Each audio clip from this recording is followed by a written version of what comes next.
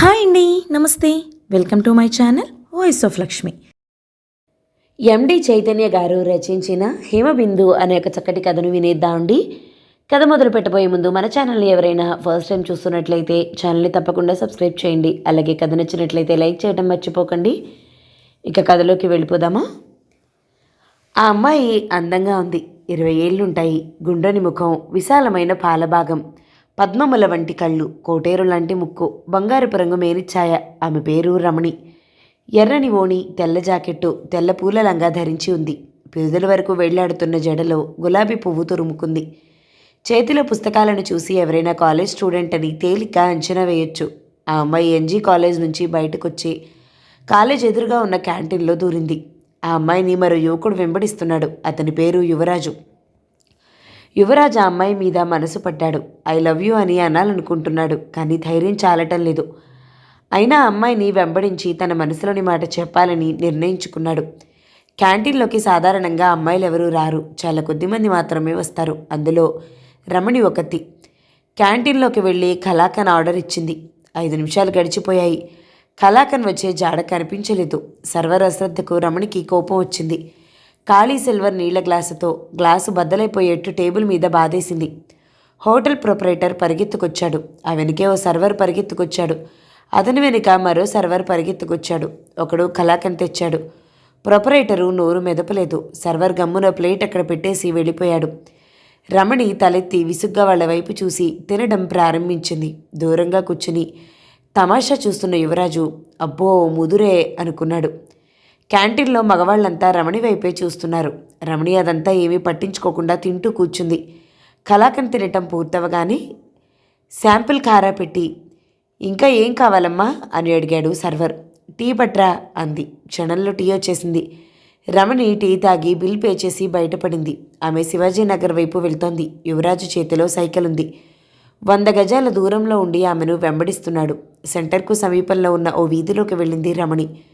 యువరాజు Gautam general stores corner దగ్గర cycle ఆపి వీధిలోకి చూస్తూ నిల్చున్నాడు. అక్కడ నిల్చుంటే వీధి చివరి వరకు ఉన్న ఇళ్లన్నీ కనిపిస్తాయి. రమణి ఓ పెద్ద గేటున్న ఇంట్లో దూరింది. ఆ ఇల్లు యువరాజుకు బాగా తెలుసు. అందులో దాదాపు 6 డజన్కు పైగా పోర్షన్లున్నాయి. అన్నీ అద్దెకిస్తారు. అంటే రమణి అద్దె ఇంట్లో ఉంటుందన్నమాట. అద్దె ఇల్లు ఖాళీగా ఉందేమోనన్న నెపంతో అక్కడికి వెళ్ళొచ్చు. యువరాజు సైకిల్ ఎక్కాడు. గేటు తెరుచుకుని లోనికి వెళ్ళాడు. ఆ ఇంట్లో చేదుడు బావి ఉంది. రమణి చేదుడు బావి దగ్గరికి వెళ్ళి ముఖం కడుక్కుంటోంది. యువరాజు ఆమె దగ్గరికి వెళ్ళి యాండి అన్నాడు. ముఖం కడుక్కుంటున్నదల్లా తలెత్తి చూసి ఏమిటి అంది. నీటి బిందువులు ఆమె ముఖం మీద పడి ముత్యాల్లా మెరుస్తున్నాయి. ఆమెను అలా చూస్తూ ఉంటే వడ్డది పాపయ్య చిత్రంలా అందంగా కనిపించింది. ఇక్కడ గదులు ఏమైనా ఖాళీగా ఉన్నాయా అండి అని అడిగాడు. ఉండండి చెప్తాను అంటూ ఆమె టవల్తో ముఖం తుడుచుకుని ఇప్పుడు చెప్పండి అని అడిగింది. అదేనండి గదులు. చూడు మిస్టర్, నువ్వు మన కాలేజీలో చదువుతున్నావని నాకు తెలుసు. ఇందాక నాకు కాలేజీ గేట్ దగ్గర కనిపించావు. తర్వాత క్యాంటీన్లో కనిపించావు. ఆ తర్వాత గౌతమ్ స్టోర్స్ దగ్గర కనిపించావు. మళ్ళీ ఇక్కడ కూడా తయారయ్యావు. ఏమిటి నీ ఉద్దేశం? యువరాజు కంగు తిన్నాడు. ఆమె తనను గమనించలేదు అనుకున్నాడు. కానీ తెలివిగల పిండం ఓ కంట తనని కనిపెడుతూనే ఉందన్నమాట. ఆహా, నీ ఉద్దేశం ఏమిటో ఫ్రాంక్గా చెప్పే, నేనేమీ అనుకోను అంది. చెప్పమంటారా భయపడుతూనే అన్నాడు. చెప్పండి. అతను ధైర్యాన్ని కూడగట్టుకుని ఐ లవ్ యూ అన్నాడు. రమణిలో ఎలాంటి చలనం లేదు. అయితే నన్నేం చేయమంటావు అంది. నేను మిమ్మల్ని ప్రేమిస్తున్నప్పుడు మీరు కూడా నన్ను ప్రేమించాలి. ప్రేమిస్తే ధన్యుణ్ణి. ఓకే, ప్రేమిస్తాను. పెళ్లి చేసుకుంటావా అన్నది ఎగతాళిగా. ఓ చేసుకుంటానండి. సరే బాగానే ఉంది, పెళ్లి చేసుకుంటావు. మరి నన్ను ఎలా పోషిస్తావు? నిన్ను నువ్వెలా పోషించుకుంటావు? పుట్టబోయే పిల్లలను ఎలా సాగుతావు చెప్పు మరి అని అడిగి ఆమె తన గదిలోకి దారి తీసింది. యువరాజు ఆమె వెనకాలే వెళ్ళాడు. నేనవన్నీ ఆలోచించలేదండి.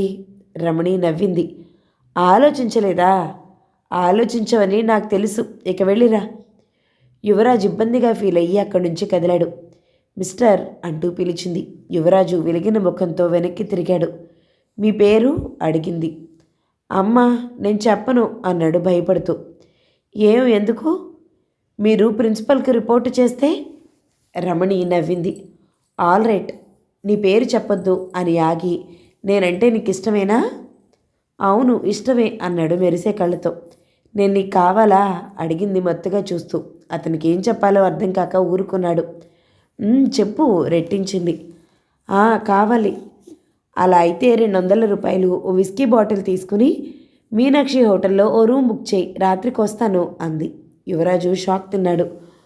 మాట్లాడుతోంది రమణీయ లేక ఇంకెవరైనానా? తన కలల దేవత ఓ పచ్చి ప్రాస్టిట్యూట్లా అలా మాట్లాడుతోందేమిటి? ఆమెకు డబ్బు అవసరం ఉండి అలా అడుగుతుందేమో. తనకు డబ్బు కావాలని సూటిగా అడగచ్చుగా. సానిదానిలా లాడ్జింగ్ బుక్ చేయనటం దేనికో యువరాజుకేమీ అర్థం కాలేదు. ఏమిటి నిశ్శబ్దంగా ఉండిపోయావు? మళ్ళీ అడిగింది.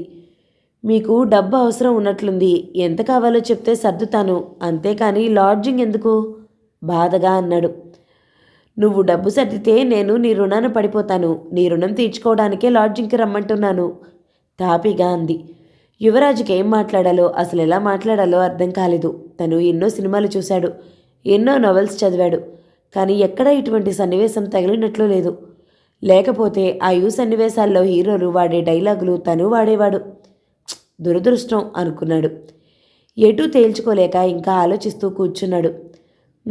మీ నిర్ణయం ఏమిటో త్వరగా చెప్పండి అంది.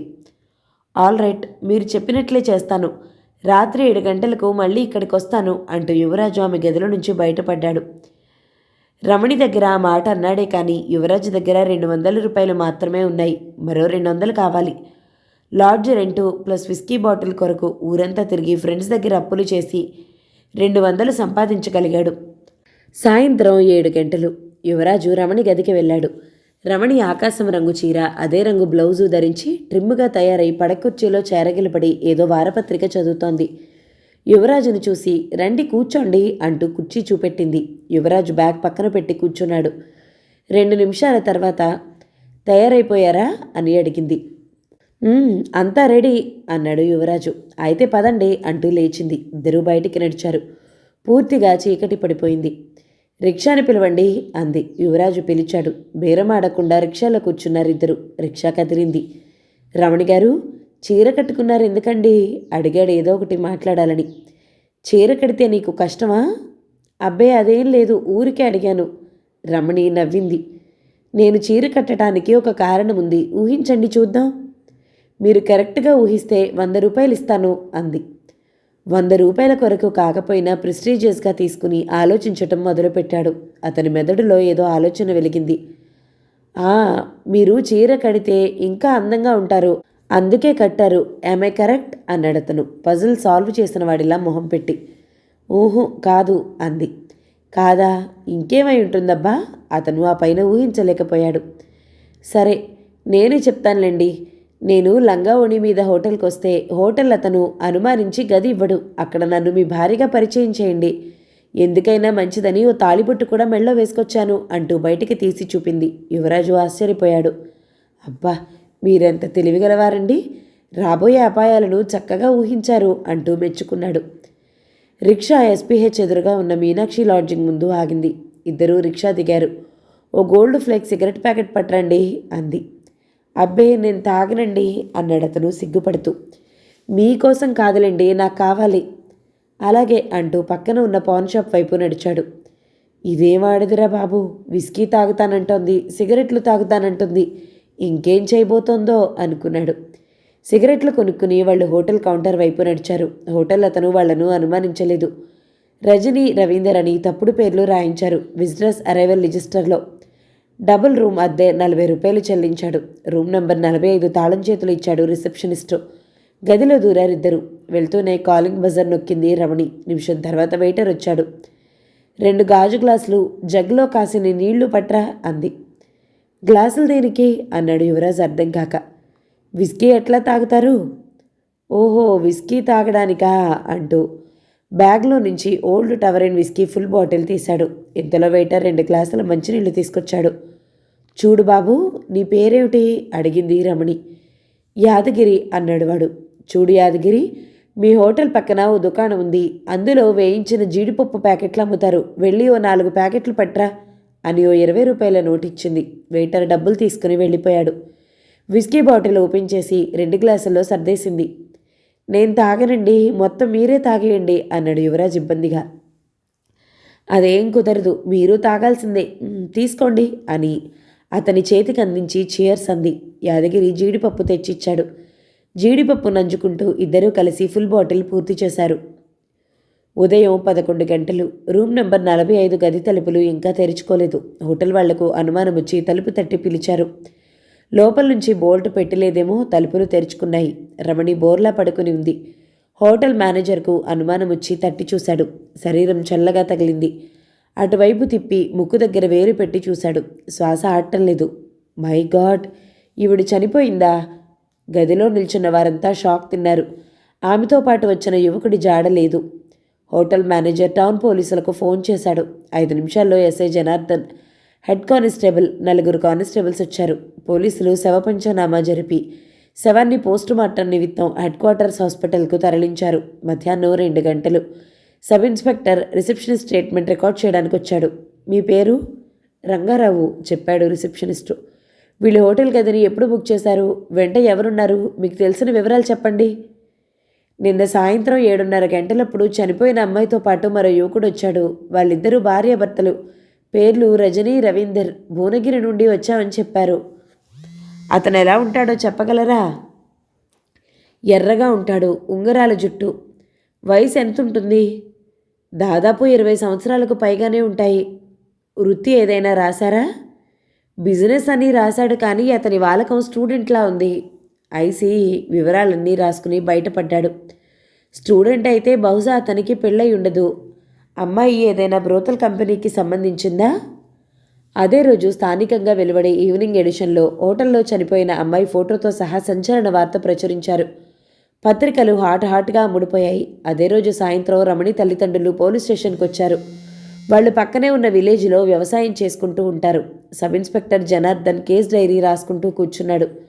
కానిస్టేబుల్ ఒక అతను వచ్చి, నిన్న జరిగిన సస్పీషియస్ డెత్కు సంబంధించిన వాళ్ళు వచ్చారు సార్ అన్నాడు.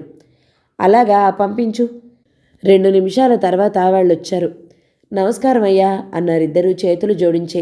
వాళ్ళని చూస్తూనే వ్యవసాయ కుటుంబానికి చెందినవారని చెప్పొచ్చు. వారి వేషభాషలు ఆ విధంగా ఉన్నాయి. శోకతప్త హృదయాలతో వాళ్ల గొంతులు మూగబోయాయి. మీ పేరేమిటి? అడిగాడు ఎస్ఐ. నా పేరు రామిరెడ్డి, నా భార్య పేరు శాంతమ్మ, చెప్పాడతను. ఏం చేస్తూ ఉంటారు? వ్యవసాయం.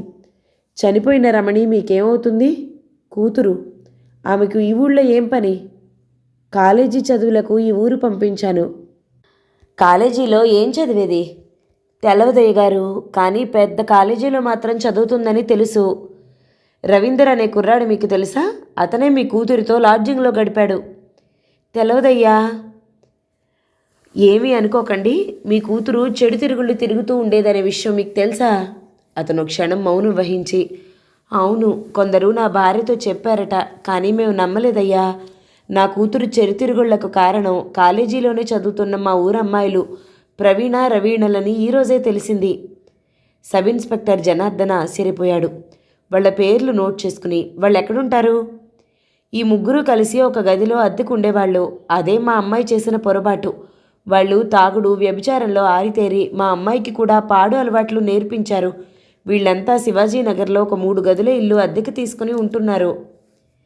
ఎస్ఐ వాళ్ళు చెప్పిన వివరాలన్నీ రాసుకోవటంలో మునిగిపోయాడు. రవీందర్ అని మారుపేరు పెట్టుకున్న యువరాజ్ను తేలిగ్గానే అరెస్టు చేశారు పోలీసులు. అతను డిగ్రీ కాలేజ్లో స్టూడెంట్ అని, రమణి చనిపోవటంతో భయపడి సొంతూరికి వెళ్ళిపోయాడు. పోలీసులు అతన్ని ఆ ఊళ్ళోనే అరెస్టు చేశారు. Police station. యువరాజ్ను 3rd డిగ్రీ మెథడ్స్ ద్వారా నిజం కగ్గించడానికి భాగంలో పోలీసులు అతన్ని నగ్నంగా చేసి బాధిస్తున్నారు. సబ్ ఇన్స్పెక్టర్ వచ్చి, ఇప్పటికైనా నిజం చెప్తావా లేక? వద్దొద్దు, నిజం చెప్తాను అన్నాడు భయంతో వణికిపోతూ. చెప్పు. నేను రమణిని ప్రేమించాను, పెళ్లి చేసుకుందాం అనుకున్నాను, కానీ ఆవిడందుకు ఒప్పుకోలేదు. 200 రూపాయలు విస్కీ బాటిల్ తీసుకుని మీనాక్షి లాడ్జింగ్లో రూమ్ బుక్ చేయమంది. అలాగే చేశాను. ఆ రాత్రి ఇద్దరం బాగా తాగాం. నేను బాగా తాగడం వల్ల ఏమీ చేయలేకపోయాను. తర్వాత నిద్రపోయాను. తెల్లవారుజామున మెలకు వస్తే లేచి చూశాను. ఎంత తట్టినా రమణి నిద్ర లేవలేదు. తర్వాత ఆమె చనిపోయిందని తెలుసుకున్నాను. భయం వేసింది. అక్కడుంటే ప్రమాదమని హోటల్ నుంచి బయటపడి మా ఊరికి వెళ్ళిపోయాను అన్నాడు. ఒరేయ్, వినేవాడు వెర్రి వెధవైతే ఎన్ని హరికథలైనా చెప్పేట్టున్నావు. హరికథ వినిపిస్తావా? నిజం చెప్పు వెధవా అంటూ మళ్ళీ బాధటం మొదలుపెట్టాడు. యువరాజును ఎంత హింసించినా అసలు రమణి మరణం ఎలా సంభవించిందో ససీమీరా తనకు తెలియదు ముర్రు అంటున్నాడు. అతని వాదనకు కొరాబొరేటివ్గా పోస్టుమార్టం రిపోర్టు అలాగే వచ్చింది. గొంతు నులిమి కానీ విషం వల్ల కానీ మరణం సంభవించలేదు. ఇది కేవలం సహజ మరణం అన్నారు డాక్టర్లు. కేసు అంతటితో వదిలేయకుండా రమణి రూమ్మేట్లు రవీణ ప్రవీణల కొరకు గాలించి వాళ్లను అరెస్టు చేసి పోలీస్ స్టేషన్కు తీసుకొచ్చి ఇంటరాగేషన్ మొదలుపెట్టారు. మీ పేరు అడిగాడు ఎస్ఐ. నా పేరు రవీణ. నా పేరు ప్రవీణ. మీరిద్దరూ అక్క చెల్లెళ్ళా? అవునండి. స్టూడెంట్స్ అయి ఉండి వ్యభిచారం చేయటం సిగ్గుగా లేదు? ఇద్దరు తలలు వంచుకున్నారు. కారణం చెప్పాలి నాకు రెట్టించాడు. రవీణ ధైర్యం తెచ్చుకుని, చూడండి ఎస్ఐ గారు, మేమిద్దరం ఒళ్ళు బలిసి వ్యభిచారం చేయటం లేదు. మాది పెద్ద కులం, కానీ మేము చాలా పేదవాళ్ళం. మా కులాన్ని చూసి ప్రభుత్వం మాకు ఫీజులు తగ్గించటం కానీ హాస్టళ్లలో సీట్లు ఇవ్వటం కానీ చేయదు. కానీ మా ఇద్దరికీ చదువుకుని ఏదో ఒక ఉద్యోగంలో చేరి కుటుంబాన్ని పోషించాలనే పెద్ద ఆశ ఉంది. ఆ ఆశయంలో ఎంతవరకు కృతకృత్యులమవుతామో మాకైతే తెలియదు. కానీ ఇప్పుడు గ్రాడ్యుయేషన్ పూర్తి కావాలంటే మేము 3 సంవత్సరాల పాటు మమ్మల్ని మేము పోషించుకుంటూ ఇంటి అద్దె చెల్లించుకుంటూ ఫీజు పుస్తకాలు కొనుక్కోగలగాలి. ఇవన్నీ కావాలంటే ఉత్తపుణ్యానికి ఏ మహానుభావుడు సహాయపడడానికి ముందుకు రాడు. మొదటిసారిగా టర్మ్ ఫీజు కోసం ఒక ప్రముఖ వ్యాపారస్తుడి కొడుకుతో వ్యభిచారం మొదలుపెట్టాను. అది అలా కొనసాగింది. నా తర్వాత నా చెల్లెలు ప్రవీణ కూడా ఇదే రంగంలో దిగింది. స్నేహదోషం వల్ల మాతో పాటు ఒకే గదిలో ఉంటున్న రమణి కూడా పేదరికం వల్ల ఇదే వ్యాపారంలో దిగింది. రమణి హత్య వెనుక ఎవరిదైనా హస్తం తప్పక ఉండొచ్చని నా అనుమానం. దీనికి సంబంధించి మీరేదైనా క్లూ ఇవ్వగలరా? అడిగాడు ఎస్ఐ. వాళ్ళిద్దరూ ఆలోచనల్లో మునిగిపోయారు. కానీ వాళ్ళు పనికొచ్చే క్లూలేమీ ఇవ్వలేకపోయారు. రమణి మరణం తర్వాత బాగా బాధపడ్డ వాళ్లలో మహేందర్, నరేందర్ ముఖ్యులు. రమణి చనిపోయిన విషాదాన్ని తట్టుకోలేక వాళ్ళిద్దరూ ఆ రాత్రి తాగుతూ కూర్చున్నారు. తాగుతూ ఉండే వాళ్ల సంభాషణలో ఎన్నో విషయాలు దొర్లిపోతూ ఉన్నాయి. స్త్రీ అనుభవం ఎలా ఉంటుందో తెలుసుకున్నది వాళ్ళు రమణి దగ్గరే. ఆమె వీళ్ళిద్దరికీ జాయింట్ ప్రియురాలు. ఒకరోజు మహేందర్ గదికి, ఒకరోజు నరేందర్ గదికి ఆమె వెళ్ళేది. వాళ్లకు అమర సౌఖ్యాలను పంచి ఇచ్చి వాళ్లకు తోచింది ఇస్తే వెంట తెచ్చుకునేది. అటువంటి ప్రియనేస్తం తనను విడిచి వెళ్ళిపోయినందుకు వాళ్లకు బాధగా ఉంది. పీటర్ స్కాట్ విస్కీ క్రమంగా వాళ్ల గొంతులో దిగుతోంది. గొంతులో నుంచి కడుపులోకి వెళ్లిన ఆల్కహాల్ తన ప్రభావాన్ని చూపెడుతోంది. మహేందర్ గొంతు సవరించుకుని, గురు, రమణిది సహజ మరణమేనంటావా? సహజ మరణమేనని డాక్టర్ ధృవపరిచాడు. సహజంగా మరణించే వయసు కాదామెది. ఏదో ఫౌల్ ప్లే ఉందని నాకు అనిపిస్తోంది. మన ముగ్గురం కలిసి పోలీస్ ఆఫీసర్ కూతురు హిమబిందును గత సంవత్సరం ఇదే నెలలో హత్య చేశాం, గుర్తుందా? వాళ్ల తాలూకు ఎవరైనా మన మీద పగబట్టలేదు కదా అన్నాడు భయంగా. వాళ్లకు చటుక్కున గత సంవత్సరం జరిగిన సంఘటన గుర్తుకొచ్చింది. ఆ రోజు తమతో పాటు డిగ్రీ 2వ సంవత్సరం చదువుతున్న మహీజ ముఖ్యమైన స్నేహితులను తన పుట్టినరోజు పండుగకు ఆహ్వానించింది. మహేందర్ వాళ్లకు అంబాసిడర్ కారుంది. తండ్రి రాజారావును బ్రతిమలాడి కారు కావాలని అన్నాడు. రాజారావుకి టైర్ల రీగ్రూపింగ్ ఫ్యాక్టరీ ఉంది. ఆయన ఫ్యాక్టరీ మీద లక్షలు సంపాదించాడు. ఒకగానొక కొడుకు మహేందర్. అతడు విచ్చలవిడిగా ఖర్చు పెడతాడు. ఆయన అంతగా పట్టించుకోడు. కొడుకు అడగగానే కారిచ్చాడు. కారులో రమణి, నరేందర్లతో పాటు మహిజ పుట్టినరోజు ఫంక్షన్కు హాజరవటానికి బయలుదేరాడు మహేందర్. దారిలో వారికి బస్ కొరకు ఎదురు చూస్తూ హిమబిందు కనిపించింది. హిమబిందును చూసి మహేందర్ కారాపి, ఎక్కడికి వెళ్తున్నారో అని అడిగాడు. మహిజ ఇంటికే అంది. మేమక్కడికే బయలుదేరాం, రండి కారులో వెళ్దాం అంటూ ఆహ్వానించాడు. అబ్బే వద్దండి, మీరు వెళ్ళండి, నేను బస్సులో వచ్చేస్తాను అంది. ఆర్టీసీ బస్సులను నమ్ముకుంటే అయినట్లే, కారుందిగా, రావే వెళ్దాం అంటూ కారులోనే కూర్చుని ఉన్న రమణి పిలిచింది. కారులో రమణి కూడా ఉండటంతో హిమబిందు వాళ్లతో రావటానికి ఒప్పుకుంది. కారు బయలుదేరింది. ఓ 15 గంట తర్వాత కారు గమ్యాన్ని చేరుకుంది. అప్పటికే ఫంక్షన్కు చాలామంది వచ్చినట్లున్నారు. ఎన్నో కార్లు, స్కూటర్లు ఇంటి ముందు ఓ పక్కకు పార్క్ చేసి ఉన్నాయి. ఫంక్షన్లో అంతా నవయవ్వనంతో అలరారే పడుచు పిల్లలే ఎక్కువగా ఉన్నారు. అక్కడక్కడ కొంతమంది యువకులు కూడా ఉన్నారు. మహిజ వాళ్ళ తల్లిదండ్రులు వచ్చాక హ్యాపీ బర్త్డే టు యూ అంటూ బర్త్డే కోరస్ సాంగ్ పాడి కేక్ కోసి మహిజకు తినిపించి వాళ్ళు లోనికి వెళ్ళిపోయారు. వాళ్ళు వెళ్ళిపోయిన తర్వాత పార్టీలో డిస్కో డాన్స్లు, రాక్లు, షేక్లు మొదలయ్యాయి. అబ్బాయిలు అమ్మాయిలను తాకటం, డాష్లు ఇచ్చుకోవటం, గిల్లుకోవటం, కొంతమంది ముద్దులు పెట్టుకోవటం, ఇలా నానా హంగామా చేయటం మొదలుపెట్టారు. పార్టీలో హద్దులు చెప్పటానికి పెద్దవాళ్ళెవరూ లేకపోవటం ఆ వైపరీత్యానికి ఓ కారణం. బఫే సిస్టంలో భోజనాలు కూడా వడ్డించబడ్డాయి. తాగేవాళ్లకు డ్రింక్లు కూడా సప్లై చేయబడుతున్నాయి.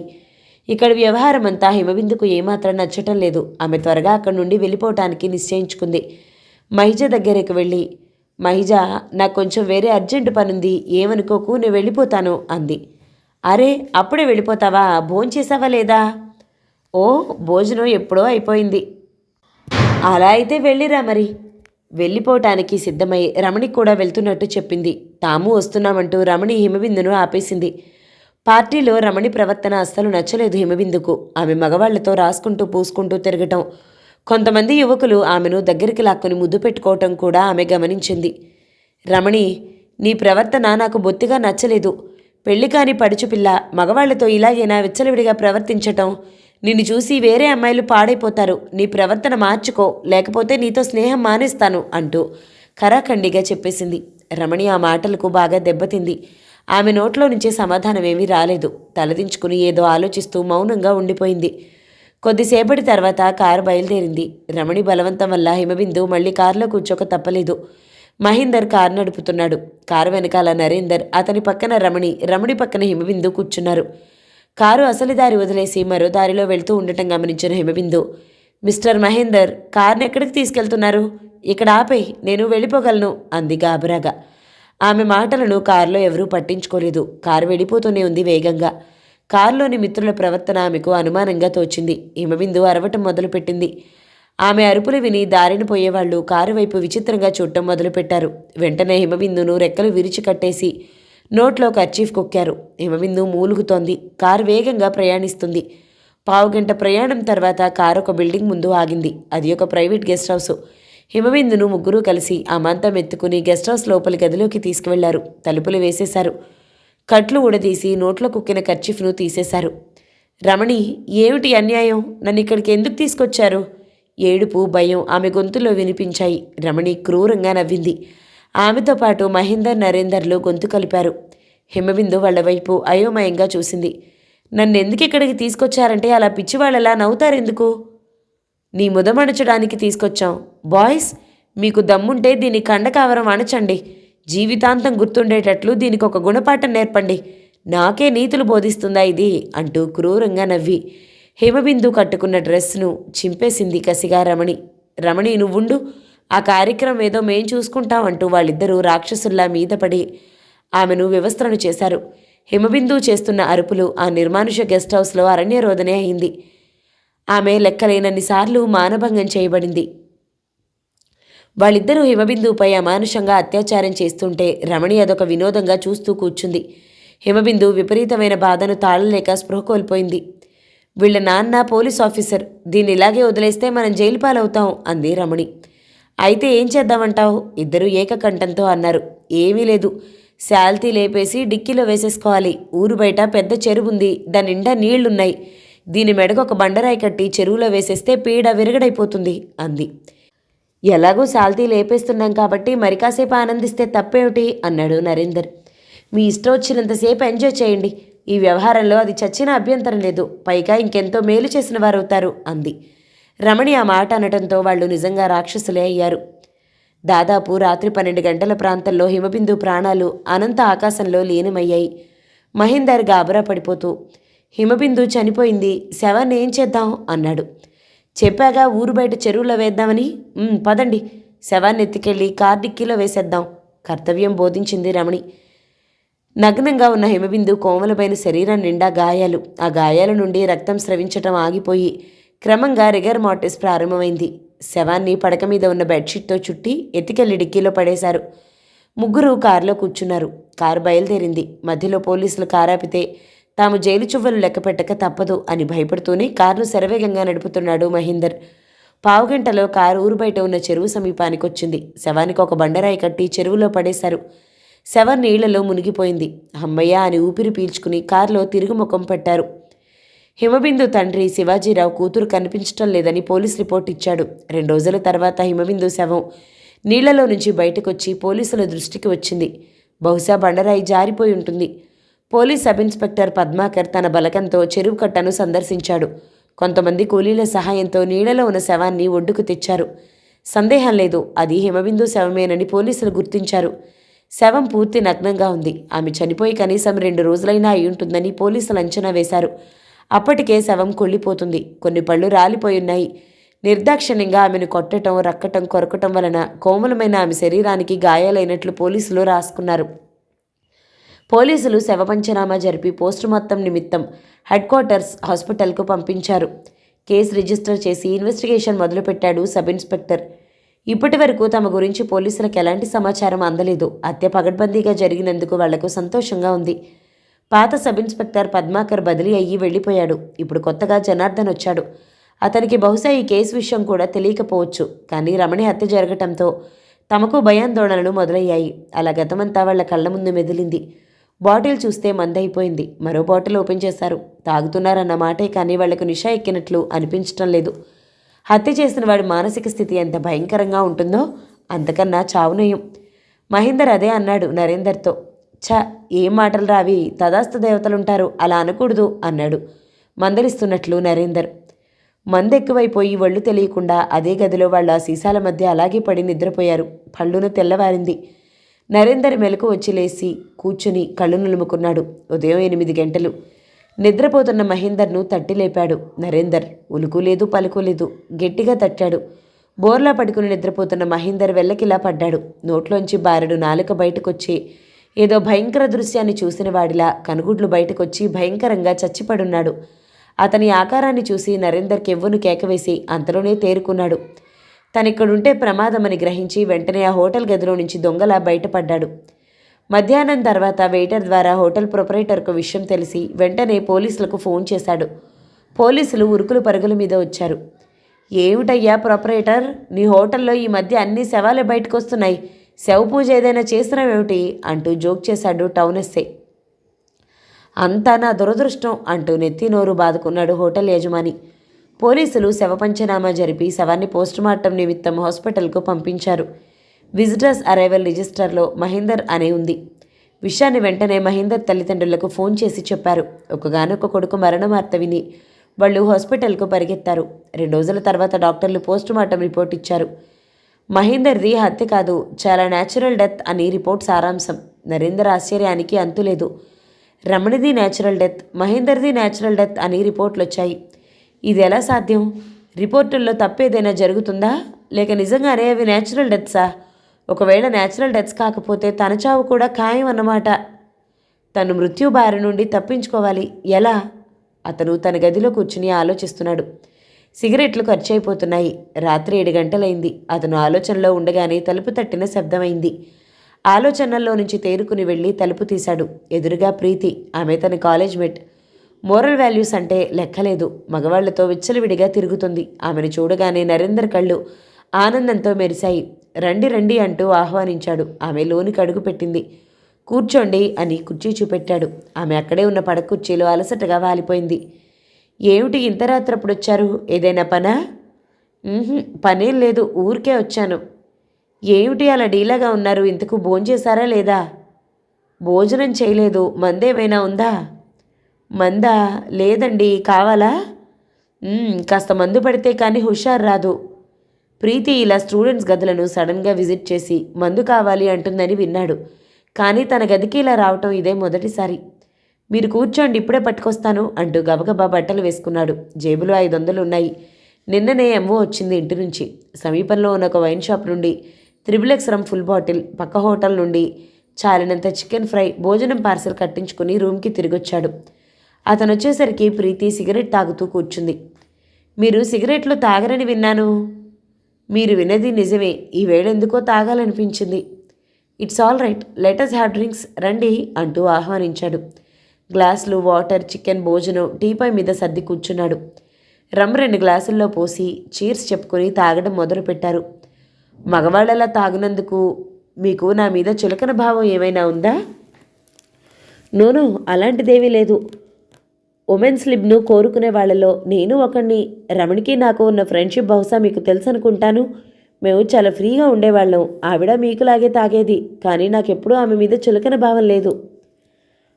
తెలుసుననుకోండి. అన్నట్టు రమణి పోయిందటగా. పాపం చాలా చిన్న వయసులో పోయింది. అసలు ఏం జరిగింది? అదే నాకు అర్థం కావటం లేదు. యువరాజ్ అనే ఒక కుర్రాడున్నాడు. పాపం అతను చాలా అమాయకుడు. అతనికి రమణితో స్నేహం చేయాలనే బుద్ధి ఎందుకు పుట్టిందో అర్థం కాదు. అతను ఏదో చేశాడంటే నేను నమ్మను. కానీ న్యాచురల్ డెత్ అంటే మళ్ళీ నాకు అనుమానంగానే ఉంది. ఇందులో మూడోవాడి హస్తం ఉందని నా అనుమానం. మూడోవాడా? వాడెవడు? అదే కదా అర్థం కాక చేస్తుంది. పోలీసులు ఇన్వెస్టిగేట్ చేస్తున్నారు కదా. ఏమైనా క్లూలు లభించాయా? వాళ్ళకేమీ అర్థం కావటం లేదు. న్యాచురల్ డెత్ అని గవర్నమెంట్ డాక్టర్, ఫోరెన్సిక్ ఎక్స్పర్ట్ సర్టిఫికెట్లు జారీ చేయగానే వాళ్ళు ఫైల్స్ క్లోజ్ చేసేసి ఆ చర్యను మానుకుంటున్నారు. పోనీ ఆ మూడవాడి గురించి మీరెందుకు కృషి చేయరు? నిజం చెప్పాలంటే నాకు ప్రాణభయం పట్టుకుంది. ప్రాణభయమా? మీకెందుకు? మేము ముగ్గురం మిత్రులం. న్యాచురల్ డెత్స్ అంటూ అర్థం కాని కారణాల వలన 2 పోయారు. ఇక మిగిలిన వాడిని నేనే కదా, అందుకు భయం. అయితే మీరు పోతారన్నమాట, నవ్వుతూ అంది. పోవాలని మీరు కోరుకుంటున్నారా? లేదు, పోతారేమోనని బాధగా ఉంది. మళ్ళీ సీరియస్గా అంది. అంత తేలిగ్గా ఏమీ చావనులేండి. చాలా గట్టి పిండాన్నని మా నాయనమ్మ చెప్తూ ఉండేది. పోనీయండి వెధవ టాపిక్, ఇంకేదైనా మాట్లాడండి. ఏం మాట్లాడమంటారు అంటూ అతని మీద వాలిపోయింది ప్రీతి. ఉదయం 7 గంటలు.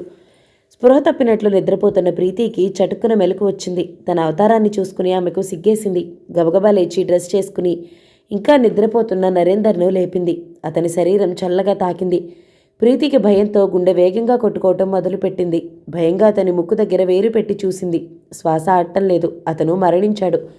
ఆ విషయం ఆమెకు అర్థం కాగానే అక్కడుండటం ఎంత ప్రమాదమో ఆమెకు అర్థమై మరుక్షణం అక్కడి నుండి పలాయనం చిత్తగించింది. నరేందర్ గది మరీ సందుల్లో ఉంది. విషయం పోలీసులకు తెలవటానికి చాలా సమయం తీసుకోవచ్చు. ఆ ఆలోచన రాగానే దారిలో కనిపించిన ఓ పబ్లిక్ టెలిఫోన్ బూత్లో దూరి 000కు రింగ్ చేసి నరేందర్ చావు విషయం పోలీసులకు తెలియచేసి ప్రీతి తన దారిని తాను వెళ్ళిపోయింది. ఫోన్ కాల్ అందుకున్న పోలీసులు తక్షణం నరేందర్ గదిని విజిట్ చేశారు. ఫోన్ కాల్ నిజమైందనే నిర్ధారణకు వచ్చారు. శవ పంచనామా జరిపి శవాన్ని పోస్టుమార్టం నిమిత్తం హాస్పిటల్కు తరలించారు. 2 రోజుల తర్వాత డాక్టర్ గారు యథాప్రకారంగా న్యాచురల్ డెత్ అని సర్టిఫికేట్ ఇచ్చారు. ఈసారి పోలీసులకు డాక్టర్ గారి మీదనే అనుమానం వచ్చి హైదరాబాద్ ఉస్మానియా జనరల్ హాస్పిటల్ నుంచి స్పెషలిస్ట్ కొరకు రిక్విజిషన్ ఇచ్చి ఆయనతో జరిపించారు. శవానికి మళ్ళీ పోస్టుమార్టం జరిగింది. ఆయన కూడా న్యాచురల్ డెత్ అని సర్టిఫికేట్ ఇచ్చారు. శవం కడుపులో ఉన్న కంటెంట్స్ అన్నం, నీరు, విస్కీ, చికెన్ వగైరాలను ఫోరెన్సిక్ సైన్స్ ల్యాబ్కు పంపించారు. వాళ్ళు పరిశోధన జరిపి అందులో ఎటువంటి విష పదార్థం లేదని సెలవిచ్చారు. పోలీసులు చేసేది లేక యాక్షన్ ఎబిటెడ్ అని రాసుకుని కేసు ముగించారు. రేడియోలో ఢిల్లీ నుంచి ప్రసారమయ్యే తెలుగు వార్తలు వస్తున్నాయి. సబ్ ఇన్స్పెక్టర్ జనార్దన్ వార్తలు వింటూ గడ్డం గీసుకుంటున్నాడు. ట్రింగ్ ట్రింగ్ అంటూ బెల్ మోగింది. నౌకర్ వెళ్ళి తలుపు తెరిచాడు. ఒక అందమైన అమ్మాయి లోనికి ప్రవేశించింది. రండి కూర్చోండి అంటూ ఆహ్వానించాడు. ఆమెను అతను ఇప్పుడు చూడలేదు. ఏదైనా పిటిషన్ ఇవ్వడానికి పోలీస్ స్టేషన్కి వచ్చేవాళ్ళు తనక్కడ లేకపోతే స్టేషన్ ఆవరణలోనే ఉన్న తన క్వార్టర్స్కి వచ్చి బాధలు చెప్పుకోవటం కద్దు. అలాంటి వాళ్లలో ఆమె ఒకరు అనుకున్నాడు. చెప్పండి, what can I do for you అన్నాడు బ్రష్ నీళ్లలో కడుగుతూ. గత 2 వారాల నుంచి ఊళ్ళో కొన్ని న్యాచురల్ డెత్స్ జరిగాయి, గుర్తుందా? జనార్దన్ అలర్ట్ అయిపోయాడు. ఎస్, నేనే ఇన్వెస్టిగేషన్ ఆఫీసర్ని. దాని గురించి ఏదైనా చెప్పదలుచుకున్నారా? అవును, చెప్పండి. ఇన్ఫ్యాక్ట్ ఫైల్స్ క్లోజ్ అయిపోయాయి, అయినా రీఓపెన్ చేస్తాను. కమాన్ చెప్పండి అన్నాడు. ఆ యువతి చెప్పడానికన్నట్టు గొంతు సవరించుకుంది. అవి న్యాచురల్ డెత్స్ కావు. ఆ హత్యలన్నిటికీ కారణం నేనే అంది. జనార్దన్కు షాక్ తగిలినట్లయింది. హత్యలన్నిటికీ నువ్వా కారణం? సరెండర్ అయిపోవడానికి వచ్చావా? కాదు, నిజం చెప్పి నా దారిన నేను వెళ్ళిపోవటానికి వచ్చాను. నా చేతిలో చిక్కిన తర్వాత నువ్వెక్కడికి వెళ్ళలేవు. బై ఆ హత్యలు ఎలా చేశావు? ఎందుకు చేశావు చెప్పు. అతని స్వరం కఠినంగా మారింది. ఆమె చెప్పసాగింది. నా పేరు హిమబిందు. ఏమిటి హిమబిందా? ఈ పేరు ఎక్కడో విన్నానే. ఎక్కడో వినే ఉంటారండి. బహుశా మీకు తర్వాత గుర్తుకు రావచ్చు. పద్మాకర్ గారికైతే తేలికగా గుర్తొచ్చేది. నా కేసును ఆయనే డీల్ చేశారు. మీ కేసా? అదేమిటి? చెప్తాను. మహేందర్, నరేందర్ అనే నరరూప రాక్షసులు రమణి అనే రాక్షసి సహాయంతో హిమబిందు అనే అమ్మాయిని అమానుషంగా రేప్ చేసి ఆ తర్వాత మర్డర్ చేసి చట్టం దృష్టిలో పడకుండా తప్పించుకుని తిరుగుతున్నారు. హిమబిందు అనే అమ్మాయినా? ఎస్, ఆ కేసును నేను చదివాను. అది అన్డిటెక్టెడ్ కేసుల జాబితాలో చేర్చారు. ఆమెను రేప్ అండ్ మర్డర్ చేసింది వాళ్లేనా? అయితే తగిన శాస్తే జరిగింది. ఆ హిమబిందు మీకేమవుతుంది? మీ ఇద్దరి పేర్లు కూడా ఒకటేనా? వాళ్ళని చంపాల్సిన అవసరం నీకెందుకు వచ్చింది? అవును, మా ఇద్దరి పేర్లు ఒక్కటే. ఆమె నా కజిన్, నా ప్రాణ స్నేహితురాలు. అందుకే వాళ్ళ మీద పగపట్టి తేలికగా ఈ హత్యలు చేశాను. ఏది ఏమైనా మీరు చట్టాన్ని చేతుల్లోకి తీసుకున్నారు. అది నేరం కాబట్టి మిమ్మల్ని అరెస్ట్ చేయక తప్పదు. యు ఆర్ అండర్ అరెస్ట్ అంటూ ఆమె చేతులను తాడుతో బంధించి పోలీస్ స్టేషన్కు తీసుకొచ్చి లాకప్లో వేసేసి తాళం వేసి తాళం చేతులు సెంట్రీకి ఇచ్చి తిరిగి ఇంటికొచ్చాడు. స్నానం వగైరా కార్యక్రమాలు ముగించుకుని పోలీస్ స్టేషన్కి వచ్చి ఆతృతగా Himabindu rape and murder case file తిరిగేసి చదవటం మొదలుపెట్టాడు. ఆ ఫైల్లో జతచేసి ఉన్న ఫోటోలను చూసిన జనార్దన్ ఆశ్చర్యానికి అంతులేదు. ఇప్పుడు లాకప్లో ఉన్న అమ్మాయికి ఆ ఫోటోలకు ఏమాత్రం తేడా లేదు. చనిపోయిన వాళ్ళు తిరిగి రావటం ఎలా సాధ్యం? జనార్దన్ ఆశ్చర్యం నుండి తేరుకుని లేచొచ్చి లాకప్లోకి తొంగి చూశాడు. ఆ అమ్మాయి లాకప్లో లేదు. వేసిన తాళం వేసినట్లుగానే ఉంది. జనార్దన్ సెంట్రీని కేకేశాడు. అమ్మాయి కనిపించడం లేదు, ఏటో పారిపోయింది, లాకప్ తెరు అంటూ అరిచాడు. సెంట్రీ లాకప్ తెరిచాడు. ఇద్దరూ లోనికి వెళ్ళి చుట్టూ చూశారు. రూఫ్కి ఏమైనా వేళ్లాడుతుందేమోనని పైకి చూశారు. వెంటిలేటర్ చువ్వలేమైనా విరిగి ఉన్నాయేమోనని అటు చూశారు. అన్నీ సరిగ్గానే ఉన్నాయి, కానీ అమ్మాయి మాత్రం కనిపించడం లేదు. అసలు చనిపోయిన అమ్మాయి బ్రతికి రావటం ఏమిటి? ఇలా వింతగా తప్పించుకోవటం ఏమిటి? జనార్దన్కు ప్రొద్దుటి నుంచి జరిగిన సంఘటనలన్నీ గుర్తొచ్చి ఒక గంట వరకు తేరుకోలేకపోయాడు. పొద్దున తన ఇంటికి వచ్చిన అందమైన అమ్మాయి, తను అరెస్టు చేసి లాకప్లో వేసిన అమ్మాయి, ఆ అమ్మాయి, మై గాడ్, దెయ్యం! ఎస్, ఆ అమ్మాయి దెయ్యమే. అయితే దెయ్యాలున్నాయి అనే మాట నిజమేనన్నమాట. ఏమిటో ఇలా జరిగింది అని పై ఆఫీసర్లకు చెప్పినా నమ్మరు. పైగా పిచ్చివాడి కింద ట్రీట్ చేస్తారు. కేసు ఫైల్ ముందేసుకుని ఆలోచనలో పడిపోయాడు జనార్దన్. కథ సమాప్తం. ఈ కథ కనుక మీకు నచ్చినట్లయితే లైక్ చేయండి, షేర్ చేయండి, మంచి కామెంట్ చేయండి. మన ఛానల్ని తప్పకుండా సబ్స్క్రైబ్ చేయండి. మరో మంచి కథతో మళ్ళీ కలుద్దాం. అంతవరకు సెలవు మరి. Thank you so much for watching. నమస్తే.